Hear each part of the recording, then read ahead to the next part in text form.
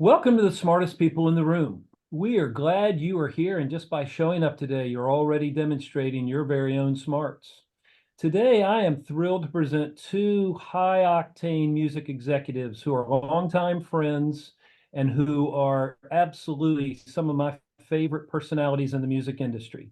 I saved the best for last this year, folks. Today is our last episode of 2023, and I could not be happier to present these two rock stars. More on that in a moment. Before we get started, please let me take care of some business. First, to the audience, please feel free to introduce yourselves in the chat window. The reason we do these webinars is twofold. First, we want to showcase really interesting, smart people in the amazing work they do day to day in the music industry. But the second reason is a bit more nuanced.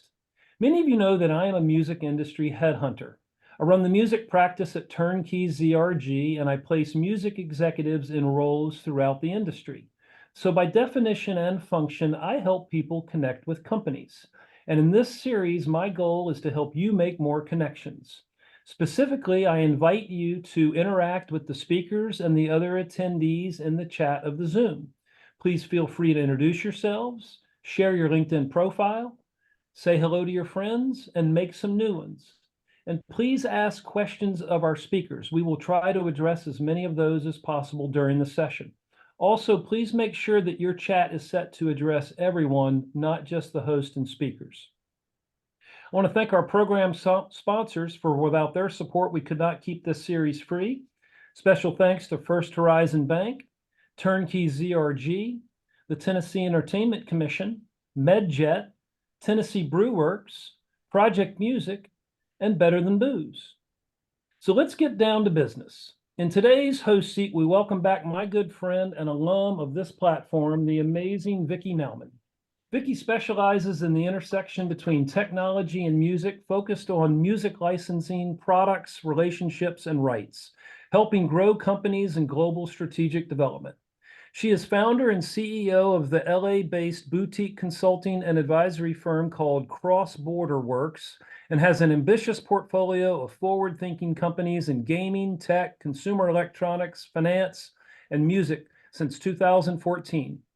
A digital music pioneer and Web3 enthusiast, Vickie has worked on licensing and product for one of the first legal digital services called MusicNet, led strategic partnerships for Sonos, started and ran a U.S. business for global music platform 7 Digital, and did digital business music development in Europe and China as a consultant.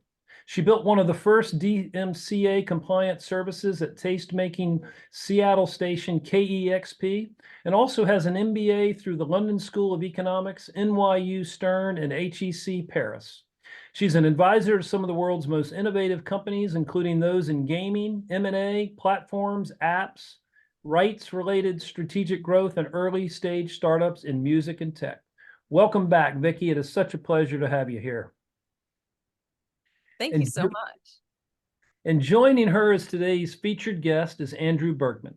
Andrew serves as Chief Executive Officer of Downtown Music Holdings and oversees all day-to-day operations at Downtown and its expanding portfolio of companies. Previously, he served as Downtown's COO for 7 years, where he architected Downtown's M&A integrations and operational growth. A 20-year veteran of the music industry, Andrew initially served as the company's outside counsel before he joined full-time in 2008 as general counsel and executive vice president. Prior to his work with Downtown, he served as partner at highly respected music law firms, including Roberts and Ritzold LLP and Davis Shapiro and Lewitt, where he represented a variety of record labels, publishers, executives, and multi-platinum recording artists. It is a pleasure to welcome these two rock stars to our platform. Take it away, guys. Thanks, Tom. Andrew, it's such an honor to do this, and I think the first time I met you, you were still at a law firm, and so now you've taken the helm of Downtown, and so what we're going to do is I want to ask you kind of a little bit about your background, and then Downtown, and then we'll talk about the future. But tell me a little bit about your formative years. Did you where did you grow up, and what what made you decide you wanted to become a lawyer? Well, probably the reason why, thanks, Vickie. And by the way, it was good to hear your CV from Tom, because obviously we've worked together on a variety of occasions, and I'm a huge fan of your work and your perspective on the industry. And it's you do enormously valuable work, and you have incredible insights in the business. So I'm psyched to be doing this with you, and I appreciate that we're doing this together. Probably the reason why I'm sitting here is when I was 8 years old, my mother said, "Do you want to take guitar lessons?" And I said, "Okay." And then after about 6 months, where usually kids are, "Oh, this really is hard. What I don't want to learn Malinguenia and classical music." And I said, "I don't want to do this anymore." My mother said, "Well, too bad." And she made me stick with it through those pain points. Maybe she saw that I had a little bit of acumen for it, such that it became part of my life, and therefore music became part of my life. So I'm still a mediocre guitar player, but I still play almost every day. And and I say that as the sort of the question of what led me to be a lawyer. Music was a passion for me always, and both playing and listening, going to shows and all that. And when I graduated from college, and everyone was starting to go to law school and business school or medical school or starting jobs, and I was kind of at a loss. I took just a job for a year to make some money and think about what I wanted to do. And I realized that I wanted to be involved in something that I cared about. I didn't want to just make money or just choose something. I didn't want to just choose something because that was what was in vogue, or that's what you were told to do. So I thought hard about, well, what things are important to me. And the thing that's most important to me, it was music. And this is, in the 90s, where we didn't have the internet and actually in LinkedIn or any of these other things. And so I just started, I didn't know anyone in the music business, or at least I didn't think I did. And I started making some of those phone calls to start to get to know the one or two connections I had. I did old school networking. I quickly realized that I wasn't going to be an A&R executive or a creative executive or a marketing executive, and that probably being on the business side of things made more sense for me. And I started to think, well, I was always good. I was a history major. I'm an English, more of a reading guy than a math guy. And when I was a younger person, I thought, well, perhaps maybe law school makes sense. But I went to law school knowing that I wanted to go to the music business. So when I got to law school, I was the only person there that actually had a career path. Everyone else was kind of like hiding out from real life. It felt like there were a few people that were committed to environmental law or wanted to be litigators, but most people were just getting an education as a backdrop for a broader, I don't know what it's going to be sort of thing. I went to law school. All of my summer jobs were low or no paying internships I worked at Arista, I worked at EMI Music Publishing, I worked for Jelly Bean Benitez. I ran the volunteer lawyer for the arts thing on campus, and I got speakers to come and all sorts of things. So I went to law school knowing I thought it's a business around negotiation, it's a business around rights and copyrights, and I wanted to have that kind of legal background. I thought it'd be helpful. And I think ultimately I had years where I thought maybe it wasn't, but I think actually it's really served me quite well. It's so fascinating because, like Scott Galloway, who was on The Smartest People with Dick Huey at the very beginning of all of this, he's one of these proponents who always says, don't pursue things that you're passionate about. Don't pursue things you love. Just go make money. And then, you can do the things that you love in the side. And I can't disagree with that more, because I feel like you spend more of your life, your adult life, in your work than you do with your family, than you do with anything else in your life. Why wouldn't you do something that you love? And it's fascinating that was a real driver for you. I agree. I wish I could say it was super, super thoughtful and I had a long-term plan at that age, but it's just who I am. And I don't begrudge those that just want to make money. I don't think I'm cut from that cloth. I'm not saying I don't want to make money, but I just going into Wall Street or something that was just purely for the economic component of it wouldn't have been satisfying to me. And I don't think I ultimately would have been good at it. I need that thing to drive me. And I was lucky enough to recognize that in myself. And it is not necessarily, the music industry is, and we'll talk more about it in a second, but it is not a straight line in the music business for any career. There aren't training programs, there aren't clear paths. It's very much still, I think even now, it's still a bootstrap kind of business. So it's a bold decision to go passion first and you know, the other consideration second. When you were in capacity at a law firm, and you did that for 20 years, were you always on a track of doing entertainment and music law? Yes. So it wasn't quite 20 years. It's more like 10 years because I spent a few years. Interestingly, like I didn't go straight to a law firm. When I graduated law school, my first job was at Broadway Video. I worked for Lorne Michaels' production company, and I had a couple of years where I didn't work on the show specifically. There was obviously that's more production work, but there was a whole I wouldn't call it back office. There was a whole other element to Broadway Video. There was a huge television and film library. They did a lot of the secondary licensing of SNL. There were also all the byproducts. There was a book. There was music. There were all sorts of things that we did, and also Lauren developed other shows. If anyone is my age and loves sketch comedy, Kids in the Hall was on HBO back then. That was a Broadway Video production that got developed right before I joined. So it was a really interesting job. But it wasn't music. And that was another thing. After about 2 years, I decided, well, I could stick with this and start to build a career in television and perhaps film, but that's not my passion. It is entertainment, it's adjacent, but I did realize that this would be very different. So even though I loved the job and I loved my colleagues, I jumped ship. I found a job at Allen Records, and I worked at Allen Records for a couple of years before I joined the law firm. So, but in a long-winded way of saying, to answer your question, all of my post-law school work was always geared towards the music, well, other than the Broadway Video thing, entertainment, but the music industry. And I've always been somewhat maniacally focused in building a career and being in music. So yes, I never had a job at a law firm where I just did basic corporate work or litigation or something else. I went straight into being a transactional music lawyer in 1998 at David Shapiro.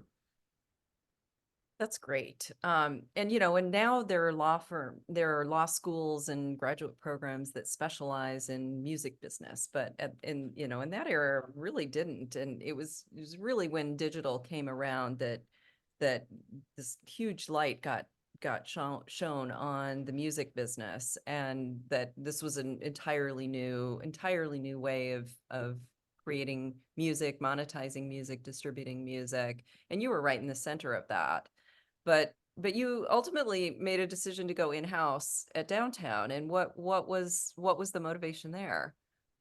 Well, if I had a job in my mind, and I can't say it had fully formed, but the ideal job that was partially formed in my head was the lead business executive at a label. That was kind of what I had scoped out for myself. And the law firm job was the right thing to do. You need, that is the best way to train across a broad range of areas. When you're working at a law firm, like the way I did for those 10 years, you see every type of transaction, you meet every person in the industry, you meet all the creative executives, you meet the business executives. And that's how I forged a lot of not only my knowledge, but the relationships. So that said, and I did really enjoy client representation. I just found it's a really fun thing when it's basically the artist or whoever else is sort of the center of that client base. There's often a manager, maybe a business manager, maybe it's a slightly larger company, so there's a few people, but then you are a huge part of this. I used to tell clients, if an artist was hiring myself or my firm, and I was doing sort of the intake discussion, I would always say, you're the CEO of this business, whether you like it or not, and if you want to, sort of have a sustainable career, you have to be an incredible artist. You have to work hard there, but you need to understand your business and not completely divorce yourself of the details. And I'm here to help you with that. So I really did enjoy that part of it, but I also found myself gravitating as more and more I was able to work with some interesting startup and some existing labels and managers that had built a larger infrastructure. I found it really fascinating to help build companies, because you have the benefit and the joy of being involved in the creative side of things because you're signing things and developing things, but you also are putting together this puzzle of how do you build a business? How do you grow that business? What are the most boring things you need, like insurance and signing leases? But also, what are the strategic things about how are you going to spend your investment capital, and what are the strategic hires you want to make, and what territories you're going to move into, and ultimately as we got further along in that trajectory. What are the technologies you want to invest in or buy or build, and so on and so forth.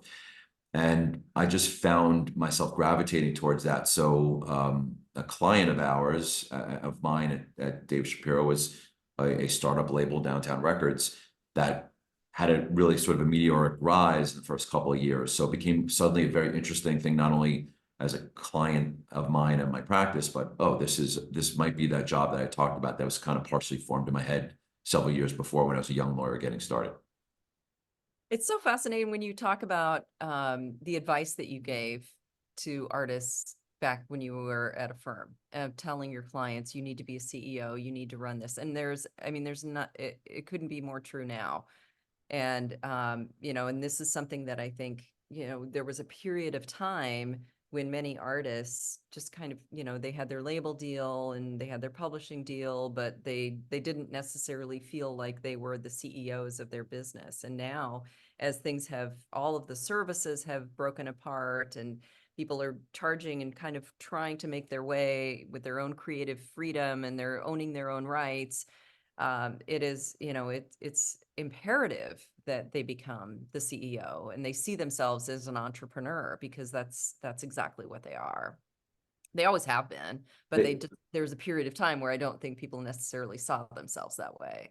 Right. I think there was a period of time, Vickie, to your point, that artists and other creative people saw themselves as, I just need to focus on my art, and that I should just hire people to do that for me, everything else for me. That is true at a certain level, but if you're completely divorcing yourself of the details or responsibility, it ultimately will become problematic. And I think ultimately your career is more successful and you make better decisions because you're understanding those things. And I will say, I'm going to just, not to fast forward in this discussion, but part of what Downtown is about is it's gotten worse. It's gotten harder for creative people to run their business because of all what you were talking about, with the explosion of technology, with the explosion of different kinds of service offerings. It's all a great opportunity, but to understand the signal through the noise and know what are the right things to do and not to do, what Downtown has tried to do is aggregate the best of those services across the full rights spectrum of all the things that you need, so that we can be that partner to artists and labels and other companies that aren't investing in some things we do,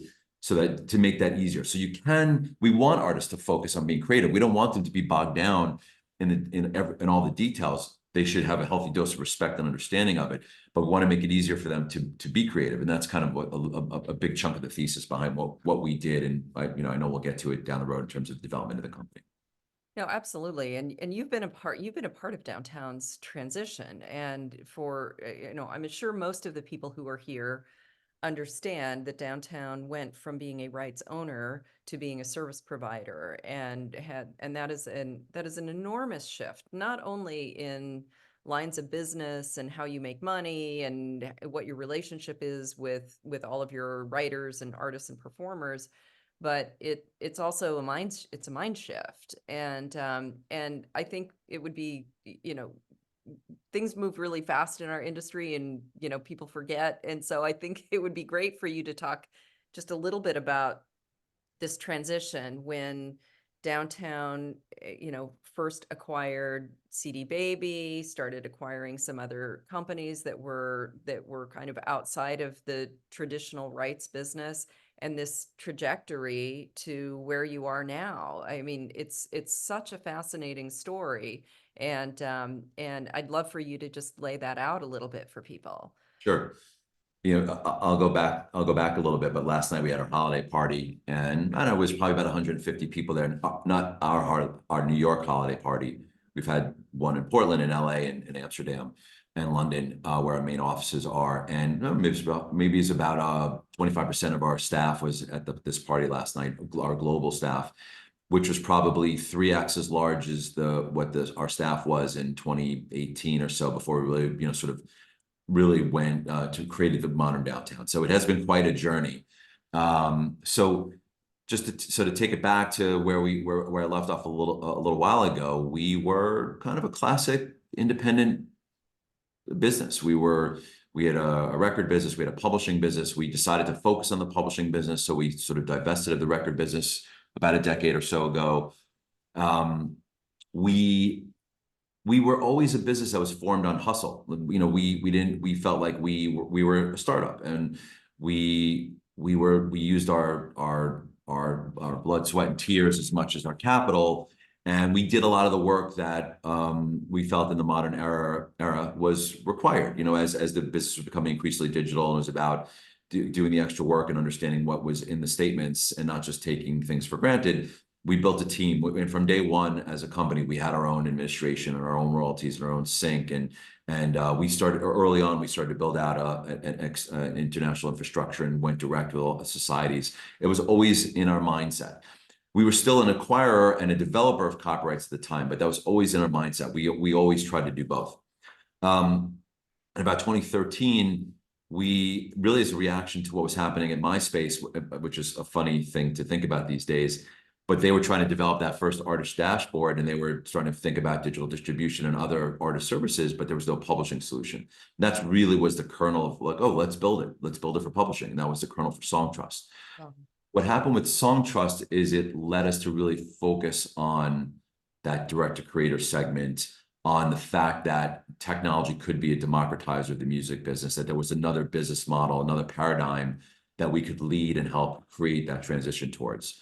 And it really did in a number of ways. One, of course, is we created the first and one of only one or two other kind of really direct-to-creator longer tail publishing solutions, but also led to our partnership with CD Baby. CD Baby was looking to build some additional offerings for its enormous client base, and we were able to work out a product called CD Baby Pro.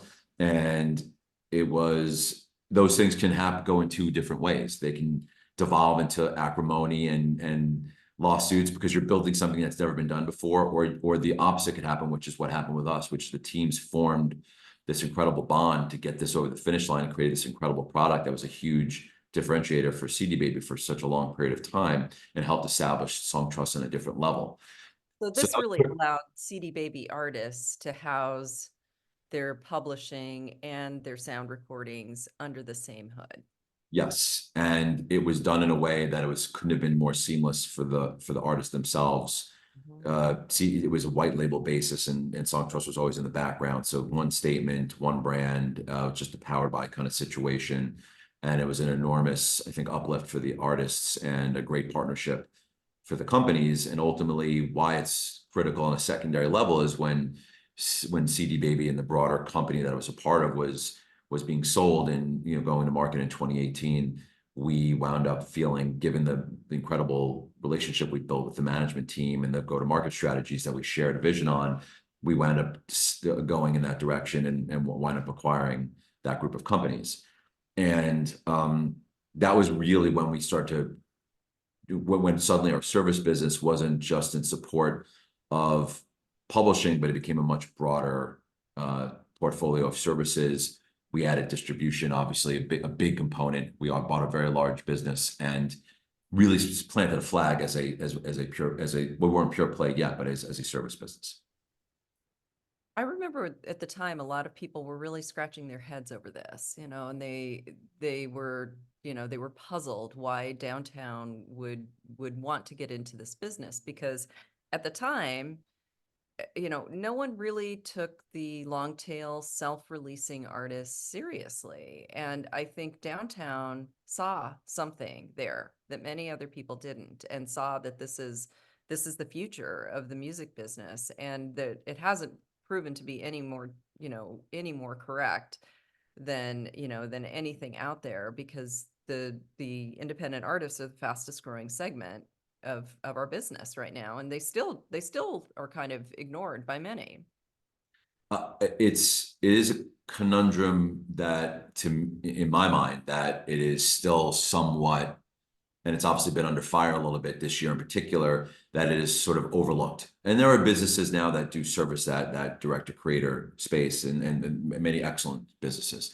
But we were, you know, I'll give us credit, and and Justin Cliffwitz, obviously, and some of our other, you know, executives at the time, we saw something. We just felt like it had to go in this direction. We were seeing it in other industries. We were seeing the disruption happening in music in real time. We saw the growth of local content now that there was these tools and services there, and therefore changing the complexion of what the music ecosystem looked like in other, non-Anglo speaking territories that had amazing music cultures where probably, US and UK music was outperformed because that's what was fed to people as opposed to having the ability to choose. The fact that we were unlocking not only the fan part of it, but then also the creativity, the fact that we could provide these tools to people who were, and it's only accelerated now with the kind of things that are out there to unlock creativity for people that don't have significant musical training or have different, you're using it for different ways. But we saw that opportunity back then, and I think we've been proven correct on that. I mean, everything about the music business has done very well, and it's gratifying because we lived through that period where things were not great. And while I always was optimistic about where music was going, it took a while for us to find our footing. But it's amazing to see it happen, and the ecosystem has changed so significantly. And I'm proud of the fact that we were early to see it and actually invest in it, and then help support it and be a part of that really sort of accelerating the growth. There were people earlier than us, but I think we sort of launched at a time and went into it at a time where we could really make a difference and really start to really accelerate the growth that was already happening.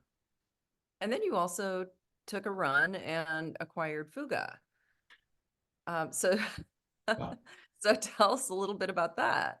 Well, that's interesting for me in a lot of ways because the ink was just drying on the CD Baby deal. ABL is the parent company of that acquisition, and we were approached about, and we obviously were aware of Fuga, and we knew their reputation and had some somewhat just relation. We had some relationship with the management team there. But we were alerted to the fact that they were also going to be looking to sell the business, the investor group at the time. And honestly, I approached it more from like, well, we should look at it because we need to know what's happening with the competition. We just bought this other business. I was so impressed when I sat down with the management team.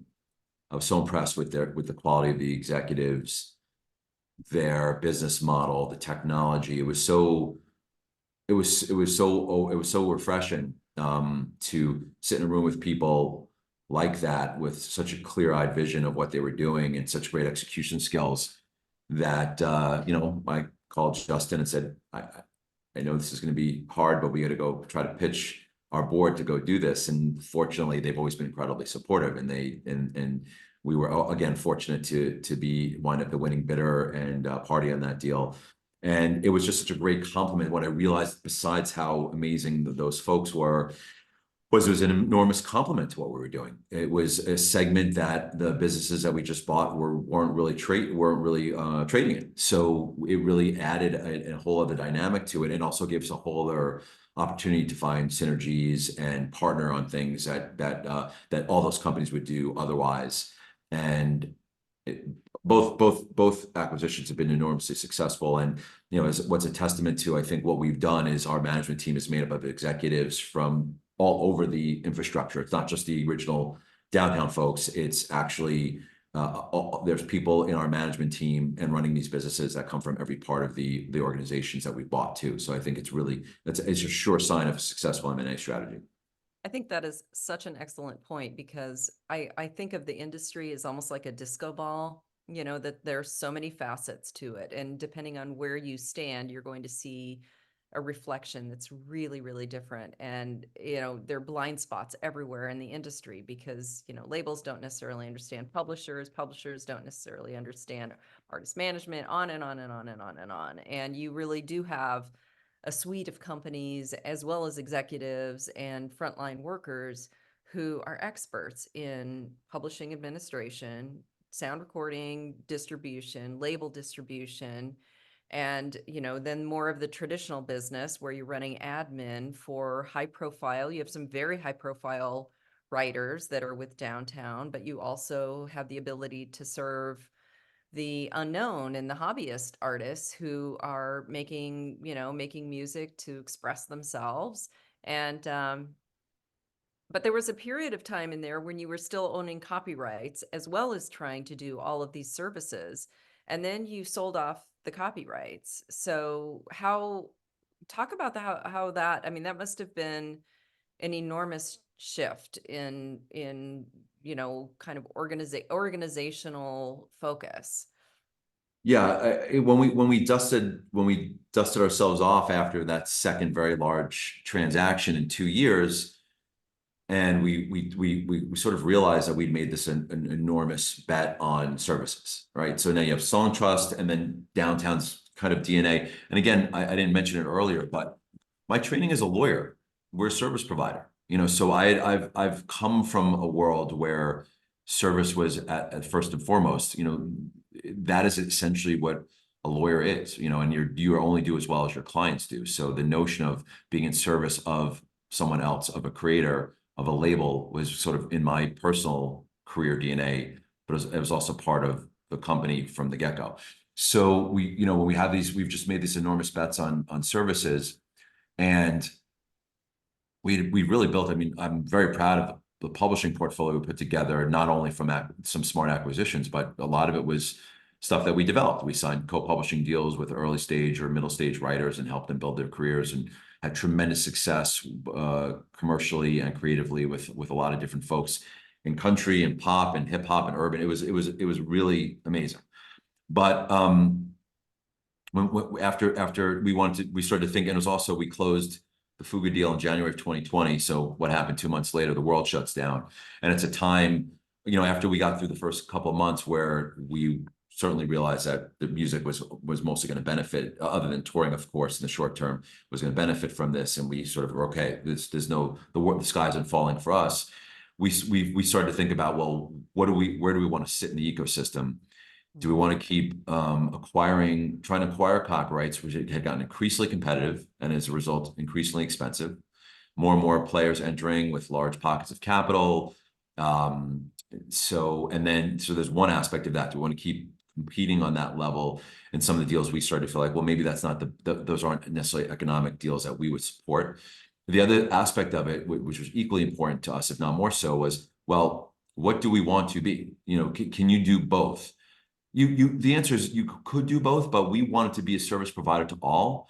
And sometimes when you're competing on a deal on a Tuesday, and then you're trying to ask your party competing with to use you as a service provider on a Wednesday, that's going to be a difficult conversation on Wednesday if you beat them out on the deal on Tuesday. And we felt that the missing component in the music industry, more so than another copyright acquirer or developer of copyrights, was like a soup to nuts service provider. And we felt like we would be best served, our clients would be best served, if we got out of the copyright acquisition business and focused exclusively on service. And that was kind of the strategic process that we went through at the time that led to the sale of the copyrights. And yeah, I certainly think it was in retrospect, I certainly miss some of that some of the fun that you have in those deals, and I put fun in quotes. But it's always a lively process, as my friends that do it will attest to, and personally. But it was the right strategic decision for us, and I think the growth of the business since then is certainly evidence of that.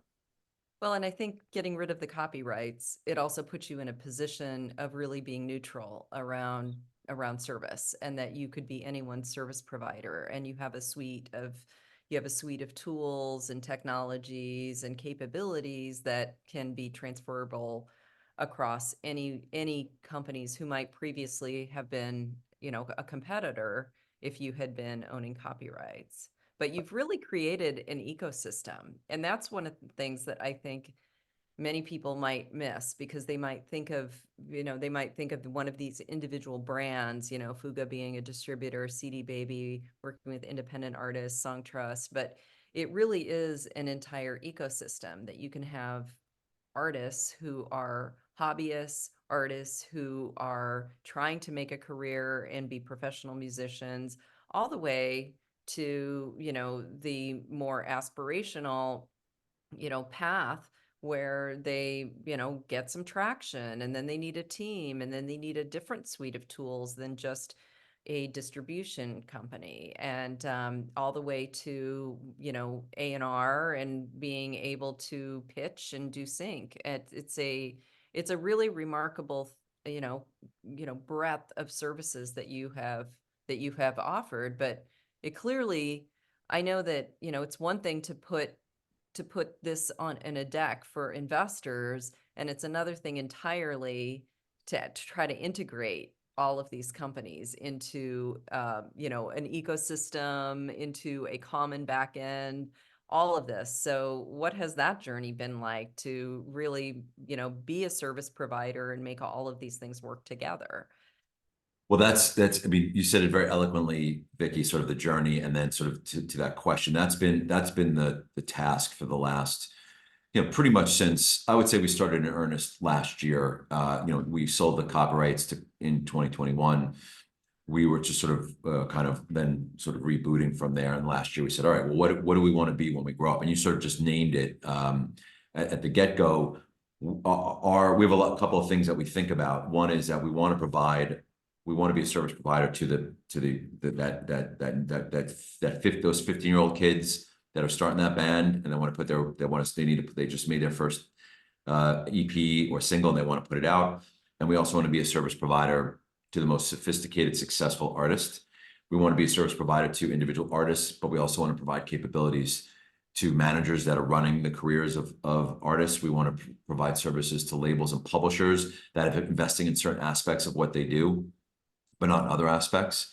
Also to your point, and again, I think, people, I want to stress the fact that we sold the copyrights, but we didn't sell the publishing business. So we retained our creative staff, we retained our A&R staff, we retained all those elements, and we are signing new artists in a new paradigm and new writers where it's like, okay, we're not looking for co-publishing rights. We're not looking for ownership. We're looking to partner with you. And one of the nice things about it is, just like lawyers, we don't have contracts, right? So if I wasn't doing a good job as a lawyer, you're going to fire me. We have contracts in our deals, but they're short term. We have to prove it over and over again. So it forces you, keeps you honest about the work that you're putting in and doing. So we really felt we had all those things already here, but they weren't aligned all perfectly. And that's what we've been doing essentially for a good chunk of 22 and for part of 2023. And we've aligned our technology stacks. We've aligned our management teams.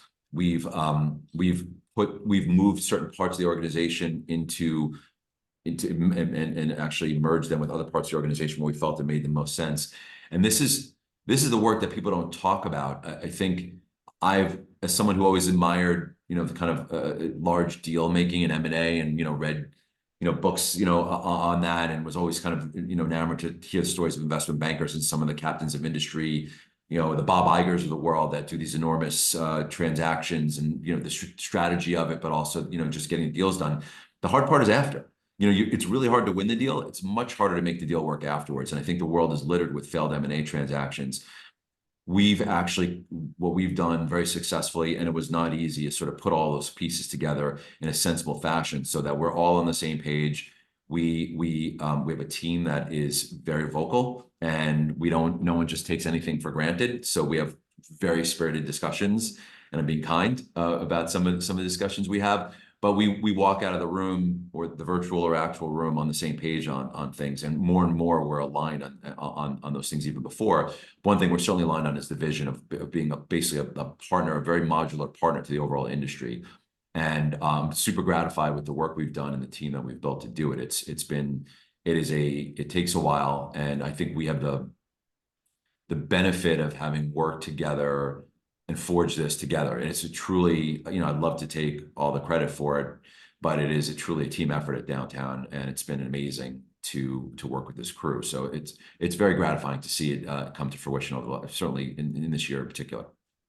Well, the integration is critical, and in a creator tools project that I worked on, I talked to a lot of managers and people that are representing artists and writers, and they all said the same thing, which was there's so much innovation, all these startups that are creating little tools and valuable tools, but if they're all disconnected, it breaks down after 2 or 3 tools. You just can't have one that's working on your marketing and one that's working on your data from social media and one that's working on data from publishing rights and one that's working on data for sound recording rights and neighboring rights, and then they don't talk to each other, and the tools just don't work together. And so, going back to the earlier comment about artists need to be CEOs, artists need to be entrepreneurs, they need teams around them, they need to be able to leverage technology and tools.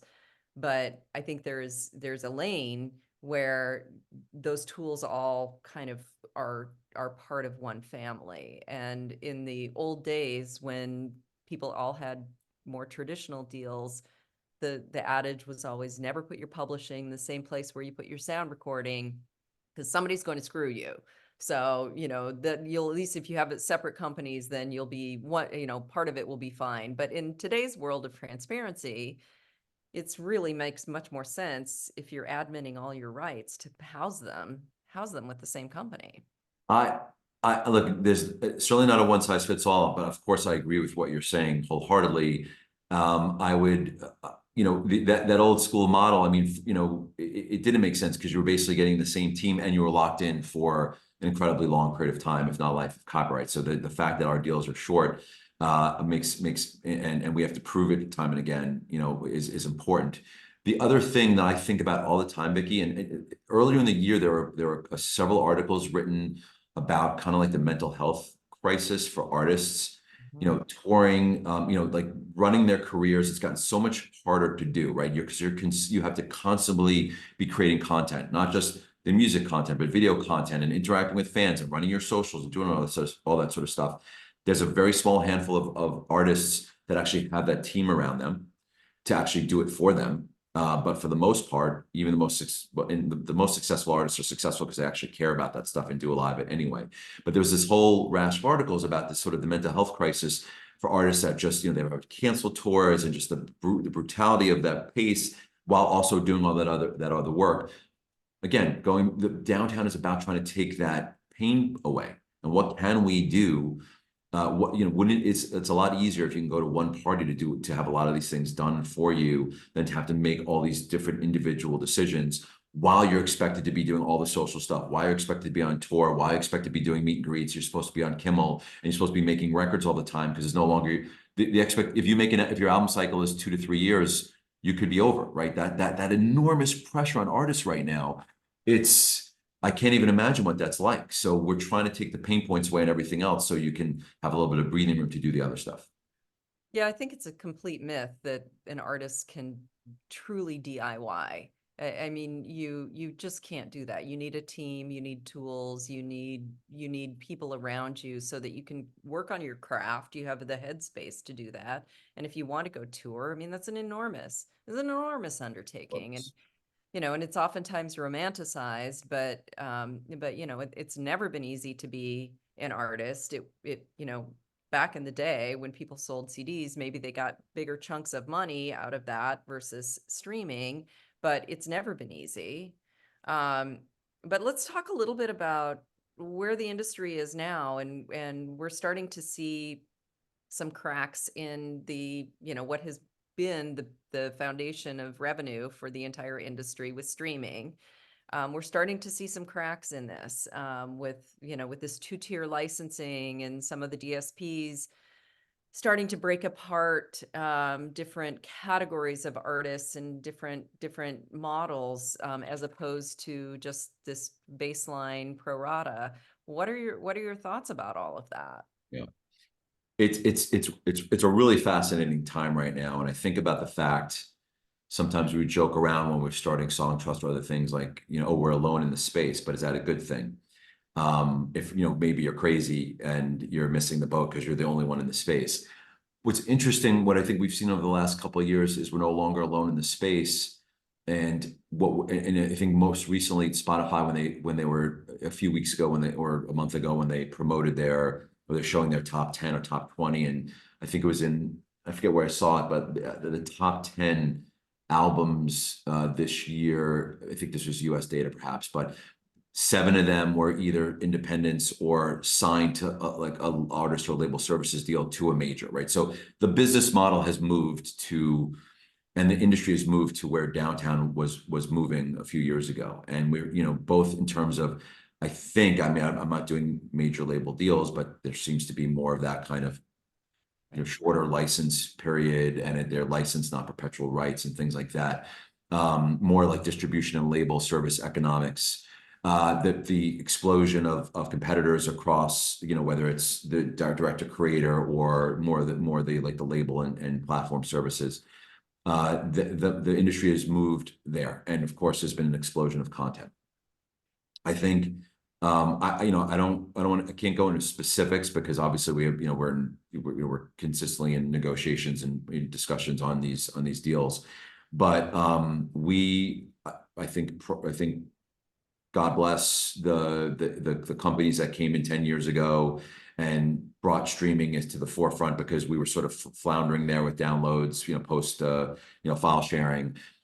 Clearly this is a much more sustainable model. The economics aren't there, and the economics that were kind of working for the first 10 years are not the economics that maybe make sense for now. So some of this reevaluation makes sense to me. And I don't, there are problems. There have always been problems. I think you pointed out, even with CDs, there's always been problems with monetization. And if you think about it, if we didn't have a replacement event every, 10, 20 years, what would the industry have looked like? If we weren't moving from vinyl to cassette to 8-track to CD, all those things, that, the whole replacement thesis of the 80s and 90s was really what supported the industry. The fact that we had to go pay $20 for a CD because there were no singles to buy, like if you just wanted the one song, like some of the things that were just broken with that system, and the fact that there was no monetization after, there was a one and done. So I think it's healthy. I think that I know downtown has always viewed itself as a partner to others in the industry. We are friendly competitors with our competitors. We are we negotiate hard with the counterparties and the DSPs, but we view them as partners. We all have aligned interests for the most part. Not always the case, and we're going to fight hard when we have to. And we're ultimately trying to build a better share for our clients. So I think this is a healthy process that we're going through right now, and I think some of it goes too far, and we'll fight and be vocal about that. And some of it kind of makes sense, and all of it will probably be revisited in 3 years or in 5 years or in 7 years, because this industry, and this is what I tell our team, this is just hold on tight. This is what's going on. We are an industry that's going to be in flux for the foreseeable future. I don't see an end to and I think it's the world more broadly. Like there's just a ton of volatility and uncertainty in the world these days, and that's just, you have to be comfortable being uncomfortable in almost every aspect of your life these days, not just in business. So I don't find any of this troubling, and we'll push back against things we think go too far, but we certainly want to be part of the solution to these things. And some change is a healthy thing right now. It's incredibly difficult to think of creating solutions that are going to work for a hobbyist artist to an early stage indie label artist to Lady Gaga. I mean, and that's kind of what we have right now with social media platforms, DSPs, where it's basically one big tent, everybody's in it, and one model is supposed to work for everyone, and that doesn't really make sense. But I think I think this is kind of, for me, I also see the two-tier licensing and some of the breaking apart of these models is a huge opportunity for others to enter into the space. And I think that streaming is definitely not going anywhere. But what are the other ways that artists might be able to reach fans and be able to monetize those fans? And and it's not streaming, on-demand streaming and DSPs are not going to be enough for many artists. Yeah. I think the fragmentation that's occurring is both a challenge, but also an opportunity. And I think of myself as a fan of music. I pay for 4 services, and not because I'm a music industry professional, but because I'm a fan.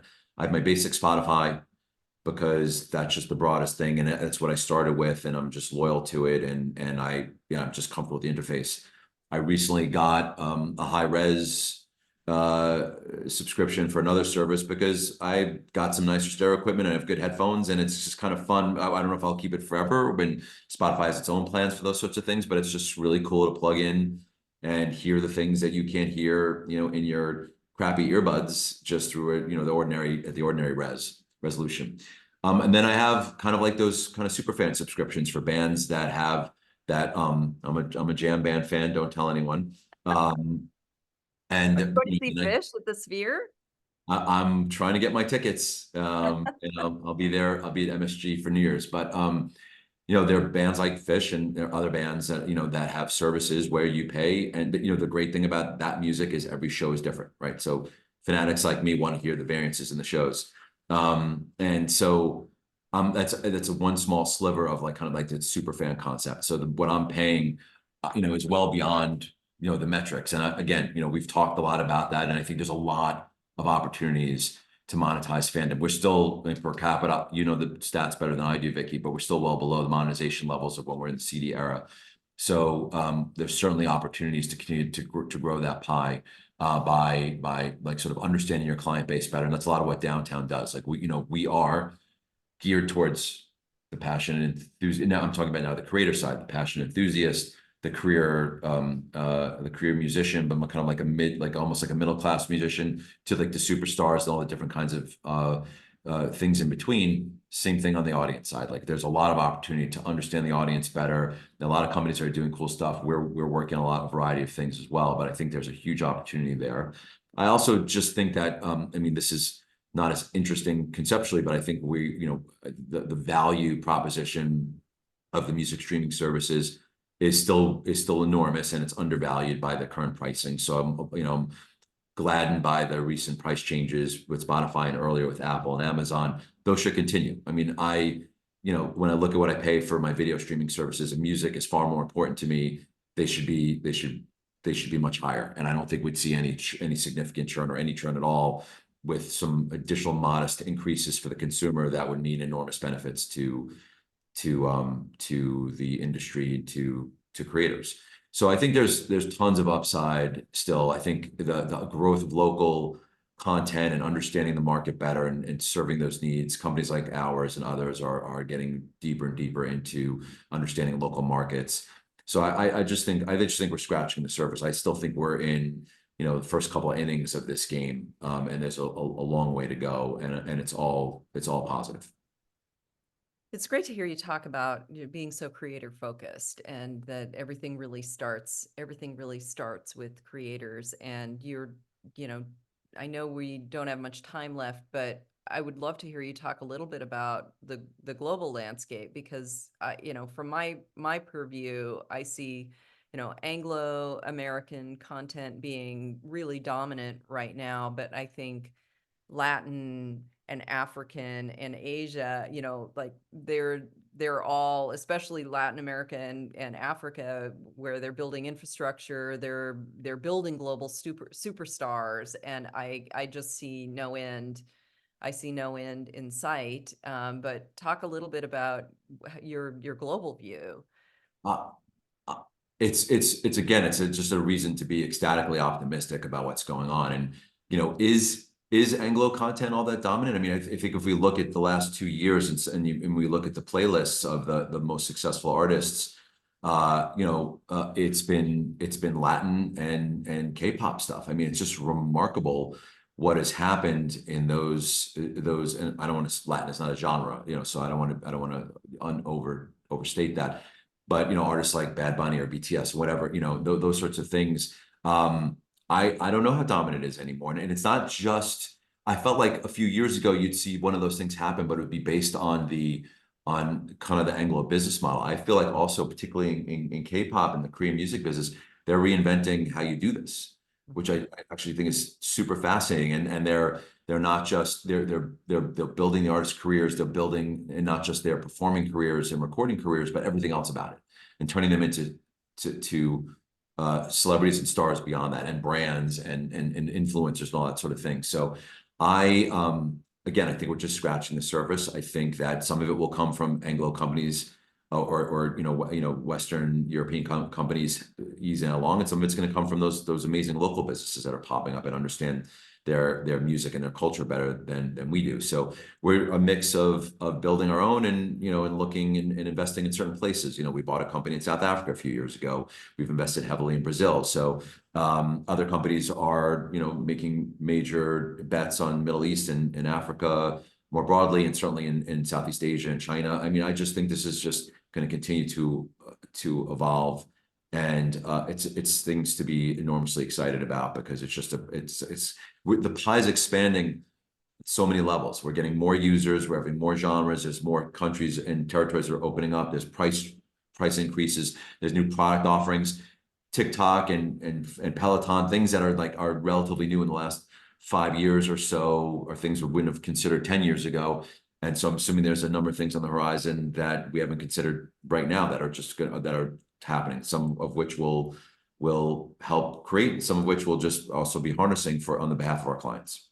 Yeah, I think you're in an absolutely great position to be able to expand all these services around the world, and when acting on behalf, you have the right mindset of acting on behalf of your clients, and it's just a super inspiring, it's a really inspiring story and tale.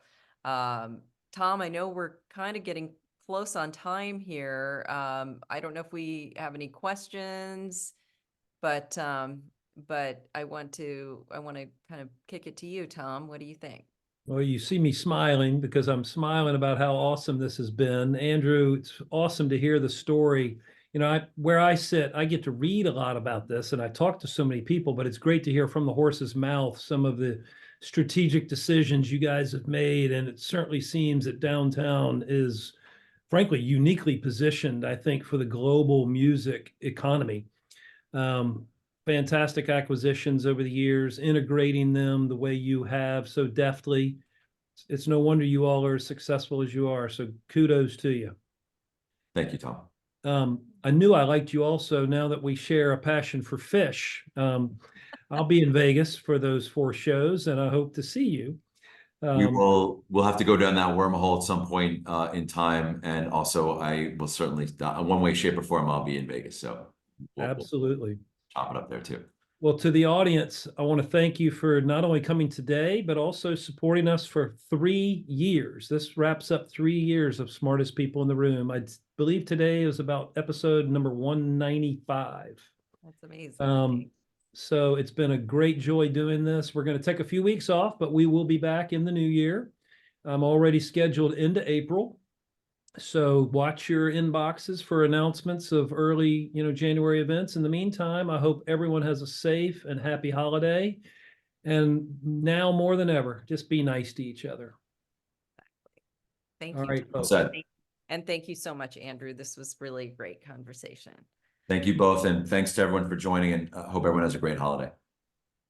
Take care.